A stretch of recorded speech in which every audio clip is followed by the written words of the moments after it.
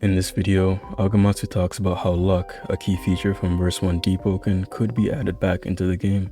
To quickly summarize his ideas in the video, you would be able to get luck in the exact same way you were formerly able to in verse 1, that being from killing difficult NPCs, which could consist of corrupted monsters in the depths or just any kind of boss in the overworld. That, along with gripping players, would grant you luck, with the only exception being Chime, as that isn't an overworld grip. The reason why they'd removed luck from the game was because it prohibited just how far a build would go, since progression was so determined on your luck. Luck was needed to gain legendary cards, and you'd lose some luck upon selecting them. That, along with being gripped by another player, would result in your luck being stolen. The latter is something that Agamatsu had mentioned in his video briefly, but honestly it wasn't as in-depth as I liked it to be. With his idea, luck would no longer be a progression feature, but one that could simply increase the amount of rare loot that you get. The problem with this, however, is there wouldn't be a lot of opportunities for you to end up losing your luck to balance it out. Sure, getting gripped by other players would end up taking some of your luck, but how often is that really going to happen, especially for PvE players?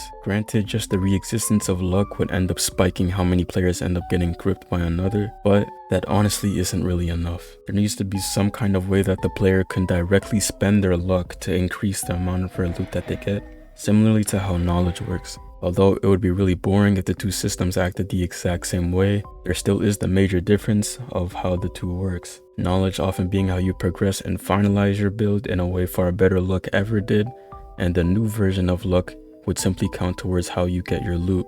Here's just a random example of how I think it could work. Luck would no longer be represented by a percentage, but just as a simple number, and depending on how much of it you have, you could be able to craft something.